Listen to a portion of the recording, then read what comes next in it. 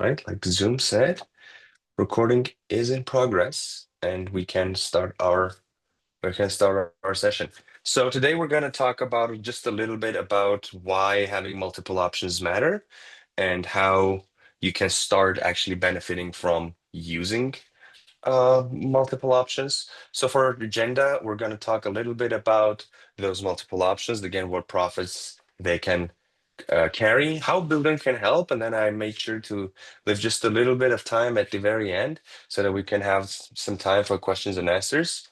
I'm sure a couple of you folks can may have questions or suggestions, why not, on how this feature could have worked better and or how it could have suited your needs better, so to say. So again, feel free to share your thoughts at the end of the webinar. But anyways, so why multiple options matter? And to start off, I would want to kind of highlight the very first thing is this price spread. So I have actually we have tested this theory out, and in the same in the same sector, so to say, in the same vertical, let's say HVAC, or it could be plumbing, could be electrical, by the way. If you get two different quotes from the same type of a trade industry, so to say, trade company, you will see that the price spread is in the range of 10 to 20%. So what I'm trying to say is by even sending out two different bid requests to different sub vendors, there is a huge potential to see a 10 to 20% price difference. And ultimately, I really want you guys to give yourself that 10 minutes, that 20 minutes, and kind of shop around. Because again, different companies, based on where they're located, based on the material they have, based on the scope or the backlog, the prices will change. So it's commonly a great practice to send at least three bid requests for a big purchase that you're making. Let's say there is a part in your construction or in your renovation, doesn't matter what it is, and it's going to take up a huge chunk of your funds. So instead of just going with that one vendor that you have been using around for months or maybe years, my ask is to send out maybe two or three to different companies that could be interested in it. Now, that vendor that you have been trusting and the other vendors also, because you have sent them the official quote, so to say, on a bid request, these company owners or whoever the person is in the charge of the sales will do understand that you are sending out bid requests. Now, because that request came in a form of a builder or in a official form of a bid request, they will understand that there is competition in there. You probably did not send out that one bid request only to them. There's probably other competitors involved in this bid request um, mechanism, so to say, that you are kind of engaging. And again, that is one thing that has been proven to reduce the price a little bit. Or maybe you can work out a better schedule of delivery. Maybe you can work out a better warranty with that. Yeah, the competition is what is making humanity and all of us better and faster. So got to start showing that these vendors need to compete for your business. It's totally fine. We all do compete for our customers' business, and it's just another good practice to kind of show it to them that again, prices change. I'm sending you a bid request because I'm still not 100% sure if I want to go with you. Again, this negotiation will engage in special gears that you do require. The second thing is this options reduce risks. If a vendor fails to deliver, you'll have plan B, you'll have a plan C, and many, many more. If A declines, let's say you have ordered concrete or the rebar or what it is, and for some reason it's late, for some reason it is not being delivered or is faulty or whatnot, now you would have a huge lag in your whole operations because that one thing did not get delivered. Now the next step is delayed. If that next step is delayed, this other step is delayed, and it's literally a matter of how long it will be delayed. Now, plan A's never go. Nothing ever goes to a plan A, hardly as a plan B. So if all it takes to you, if literally all it takes is sending out multiple bid requests and then sleeping sound at night, knowing that if this vendor A fails, then there is a vendor B, then there's a vendor C, and give or take same price range, it would just again make sure that your processes do not struggle, you do not get sluggish, and you do not get delays. Because this delays even if you got the cheapest option or from that one vendor, but because of that you got a delay, think about all the payroll, think about all the maintenance and supervision fees that you're going to pay just because one vendor has been late. And my third biggest, again, motivator to start using bid requests is better fit, not just the price. Consider schedule, warranty, and responsiveness. If you have been, if you have an experience with that one vendor who has failed you once, they brought in a faulty goods or whatnot, and you are still doing your business with them, you are literally not giving them the opportunity to improve. And that's how you are hurting your business as well. There are many other things to consider when you are putting in a purchase order or tying in a subcontract. There's the schedule, there's the warranty, there's the responsiveness, right, to take into consideration. So again, folks, it is totally up to you, but my advice is to shop around. Give yourself just a little bit of time and maybe think about other options that could have suited better, right? And, again, thinking about the schedule, warranty, prices, risks, and all of those stuff. Now, again, this all sounds dandy and this all sounds good, but then sending out multiple bid requests and playing around with them, trying to understand who submitted, who didn't, who commented, who is more flexible with the price that they put, and all of this brings a little bit of logistical issues. Which again, if you're doing this on Okay, Excel or Brennan. on pen and paper, Hey, so it could sorry, have guys, been. it's already like almost. Oh, it could have gone way more harder, and it could have just again turned out your processes more. So let me show you a demo on how you can do this fast. Because again, with Excel, it could be cumbersome. Let's say you are on your account and you are ready to put in your very first bid request. Now, I want to cover just a little bit about what bid requests are and how they are different from purchase orders. The bid request that we have in here is literally the negotiation phase and the negotiation phase only. Even if you approve the bid request, even if the end vendor submits and gets it approved, gets it signed, and all the fun stuff, that is still a negotiation that you guys kind of agreed on. A approved bid request is nothing more but a handshake, so to say. The actual process of you putting in the order and where the legality comes into the play is the purchase order. And this is the pre purchase order phase. I have seen companies actually using the bid requests before they create the estimate and before they send it out to the client as a proposal. But the second way around also does work. You already have the estimate, you already saved the proposal, send it out to the customer, and now you're essentially trying to figure out what are the different ways on you can make just a little bit more on the margin instead of just kind of relying on the markup. Again, depends on how you want to run the business. The bid request can come into play and come into clutch on those two different occasions equally. But let's start creating a bid request. And there are, just like everything else in Buildern, there are dozens of different ways on you can create one thing, right? And that's one thing that we are very prideful about Buildern, is that there is no right or wrong way of doing something as long as it gets the problem and the task that you want to complete it and done.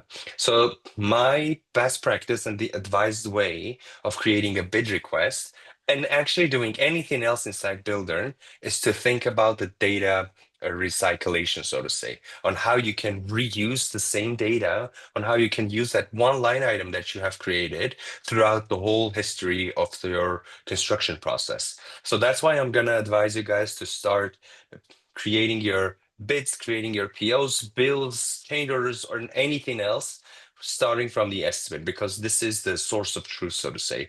This is what you have basically agreed to the customer on. And this is important because bid requests being the negotiations part is where you can win just a little bit of margin here as well. So whatever prices I put in here as the unit cost is 220 for metal flashing, 20 for fiber cement, and 12 for the labor. If these numbers do not make sense, I am truly sorry. I'm still trying to adapt to the American prices and stuff. So if this doesn't make sense and you think, gee, I wish the cement was just 20 bucks, bear with me. I'll get there. So yeah, these prices are already in here, and you can, if you can get submission, if you can get a bid that says, you know what, I will do it in not for 220, I'll do it for 200, like a $20 discount in the volume of your whole construction, that number can make a huge impact. You can make a lot more in the margin than in the markup.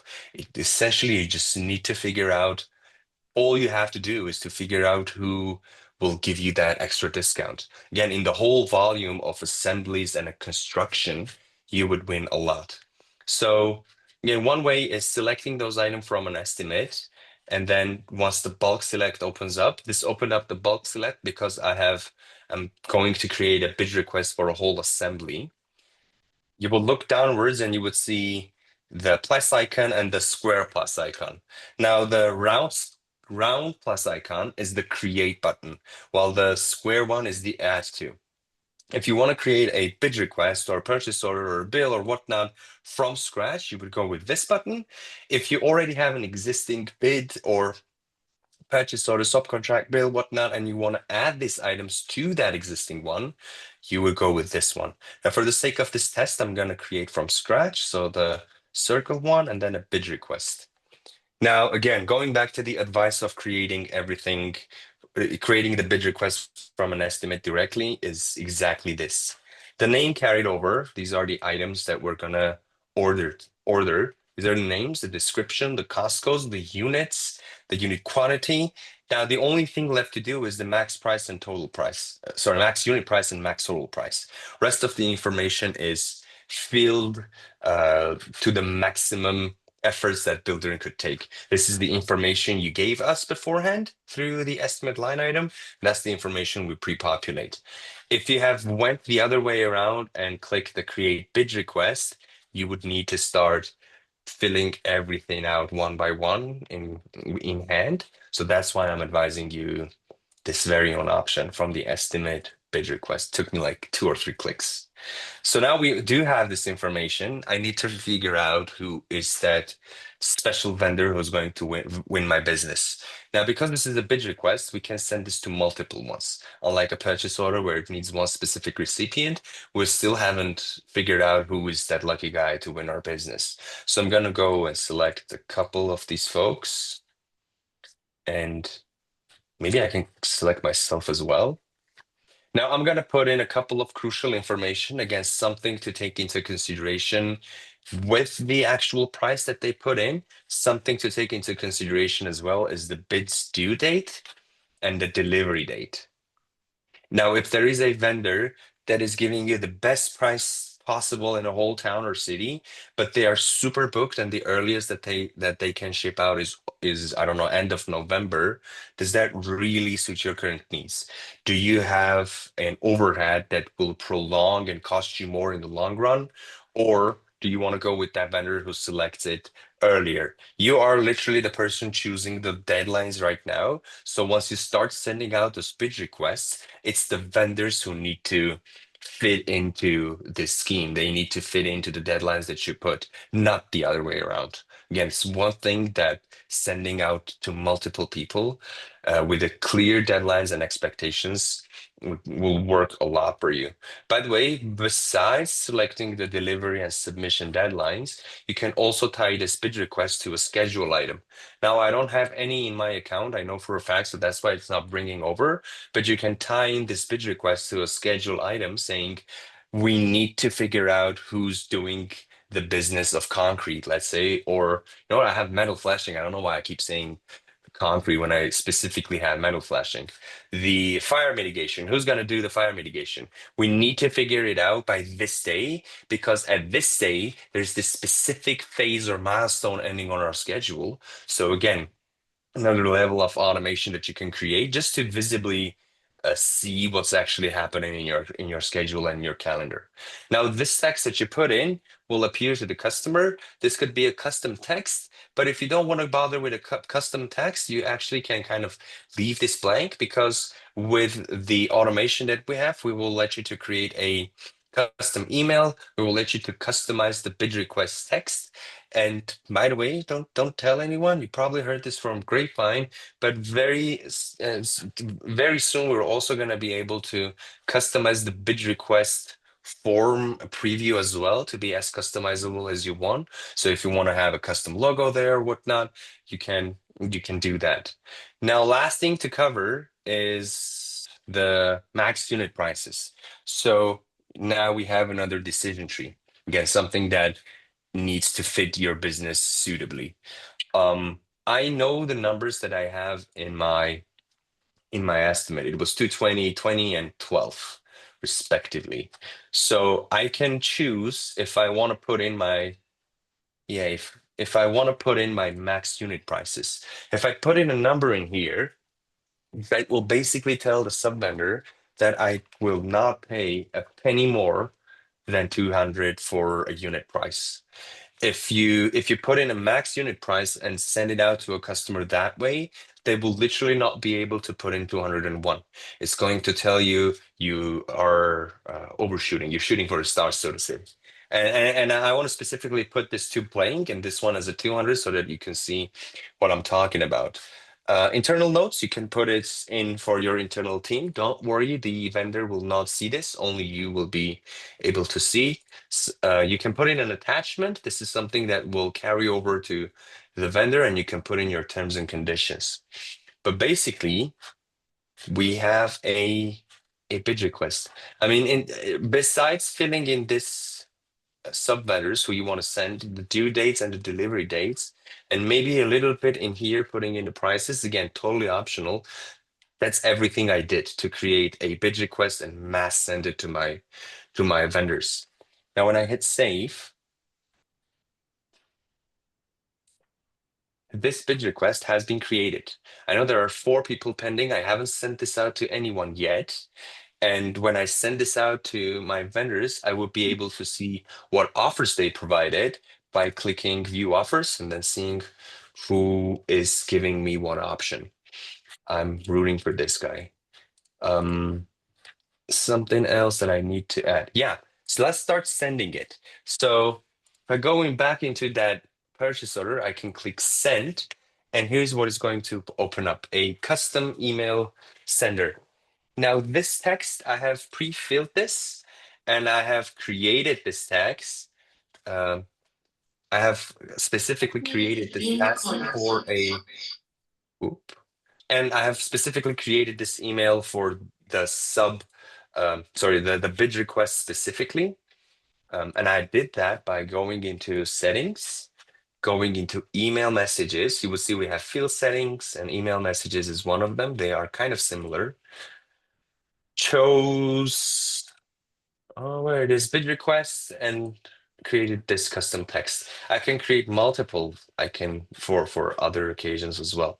But yeah, once I create it in here and put in all the placeholders, it will automatically create and send it to the end client. And I'm going to show it to you in a heartbeat. I have a triple house, the best kind, and me. So it's all good, all dandy.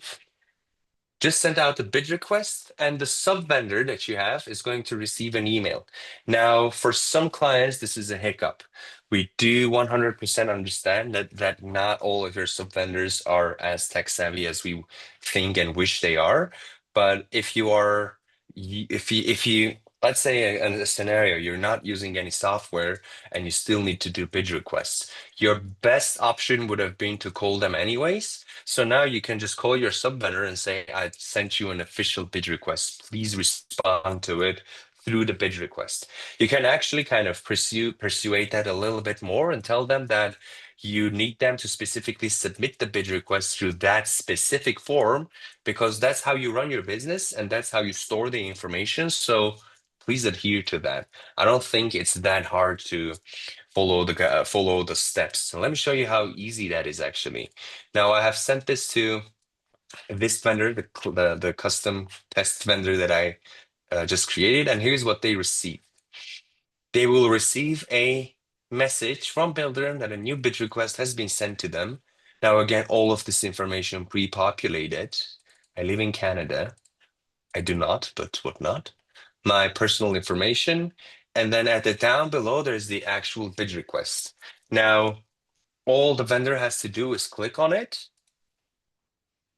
It will open up a third a pop-up. No login, no nothing required. There is definitely no need for anyone to create an account to get into this view.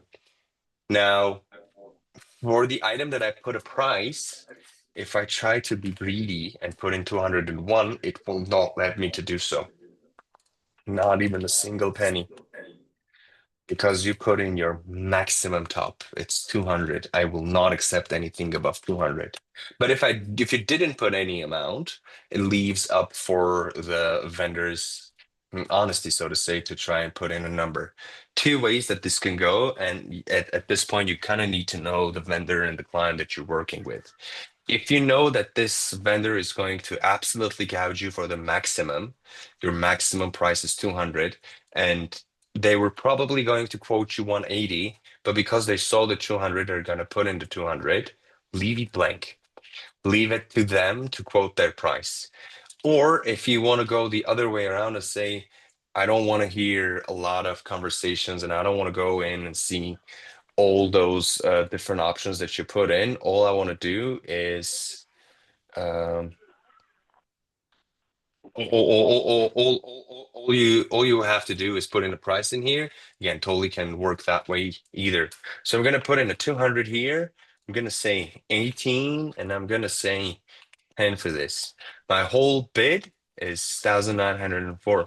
As a vendor, I can also put in a comment here saying, um, we can do less for cement if you order 10 instead of 5, for example. Mine is in kilograms and hours, and but totally works through the other way around. Again, we can switch the empirical to the other to the metric system, just to keep that in mind. So as a vendor, if I hit save, me as a company owner will receive a message straight in here, which will go like this. No, I still don't have a offer because I haven't submitted it yet, but the comment already passed in. So you can actually start actual negotiations through the comment section if the vendor decides to go with that. If not, you can just again call them in and have a honest conversation about what's happening. But as a vendor, if I put in all these numbers and I hit submit, it's going to ask for my submission, which is this. And there it is. I just submitted a bid. Now, this is the same process that dozens of other uh, vendors will follow if you decide to send it out to them. You would see that it has the opening date, the deadline, the delivery deadline, all the necessary information that the sub vendor needs to know before they can submit their quote. And when they submit it, I will receive another notification saying this vendor submitted a bid. So I would be able to go into that bid and see what they submitted. Going to the view offers, I can see that one is submitted. Now, once you get multiple offers coming your way, you will be able to click the compare and compare the different quotes that you have received. So again, you can choose the best one, the best fitting one that goes for your company. But the story hasn't ended here because the sub vendor put in their prices, and at this point, we don't know if you like those prices or if those prices actually make sense. So we gotta do our part now. Go into that submission and check out what prices they put in. That you would see the prices immediately and the signature and the total. You as a company owner and the one deciding, the person shopping around can say, I don't like this offer or I like this offer. If you do, you can click select, which will send them an email saying your bid has been selected. Again, see, just received that my bid has got selected. And I can view the bid as a sub vendor and confirm the prices. Let's see the unit prices in here. So I can confirm the unit prices, the total price, whatever comments we had in here. I gotta approve this. So me as a vendor just confirmed it. And I received a notification as the company owner that my bid has been selected. At this point, this is confirmed I can actually go in here and say nothing. This has been selected. Now, this bid request is still in the open because I have confirmed this one, but maybe I want to buy another options from this other company as well. Maybe you have created one bid request and you have tried to separate out through chunks, like you bought just a little bit from this person and you want to buy the rest of the stock from that other person. You can manually go in and say, close this bid request. This has been done. The winner has been selected. Anytime you want to reopen this, you actually need to go into the bid request and then edit to that one thing that would reopen the bid request. Or you can click the reopen button, send again to whomever this email has been sent. They will not receive a duplicate, and you would reopen the bid request so that you can play around with it a little bit more. Now, a couple of stuff to show you guys so that you guys can be aware of just a little bits of gotchas that catch some of our clients off guard is that if these items are in an active bid request or in a selected bid request, you won't be able to go in and create another one for these items because you have an active bid request, a closed one that is going for these items. You won't be able to reopen the same bid request dozens and dozens of times because it's going to trick Buildern into thinking that there are multiple potential purchase order for the same material or for the same labor. Again, something that we have knowingly limited Buildern from doing. Now, this bid request, again, this is all just negotiations. No price has been set in stone. Nothing has been set, so to say. Now, to make this a little bit more official and to actually go in with that submission, you would triple dots to this, create a purchase order. The logical next step of a bid request should be the purchase order, or could be the bill. If you don't want to create another purchase order to the same sub vendor, you kind of agreed on that this is what you would go through and they are already sending you out the goods, you can go in and create the bill straight on.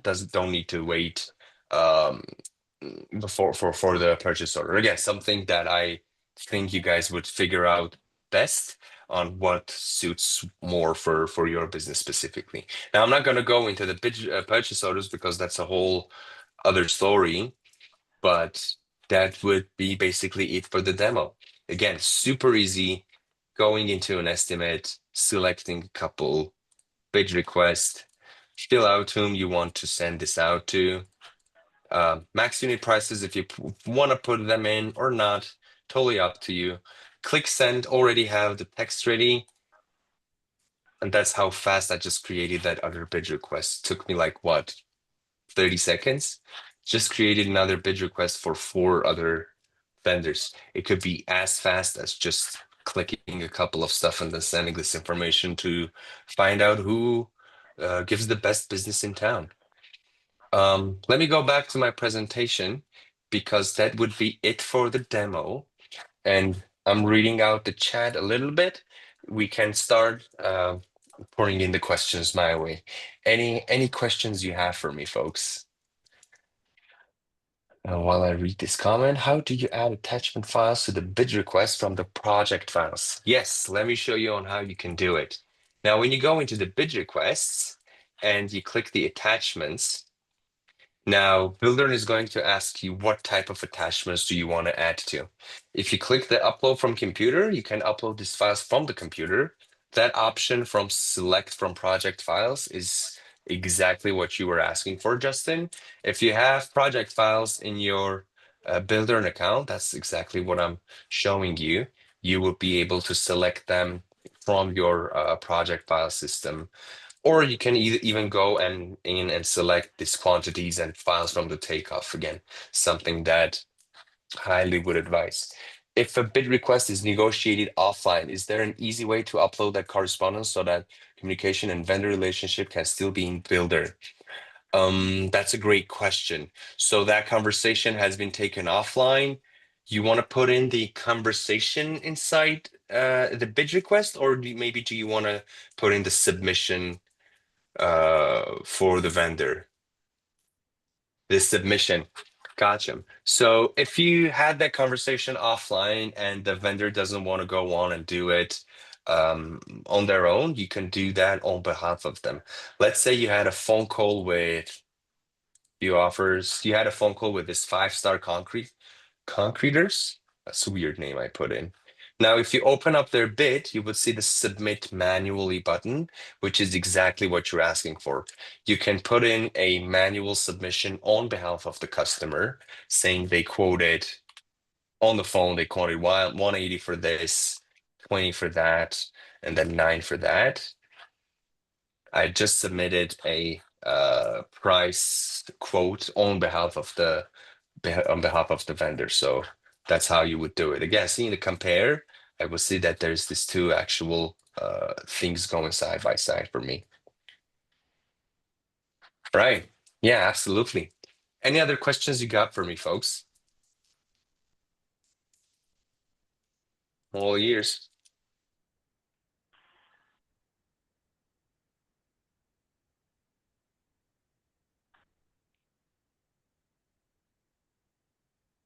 Right.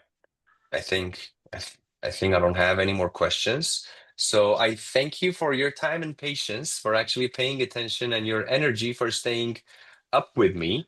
Again, if you have any other topics that you think could be beneficial for me, for you, for all of us, please do send them my way or to support way, one way or another. I will find it out, and we can steer this webinars to the direction that we decide is fitted for us. So would be grateful to see your comments and your feedbacks coming our way.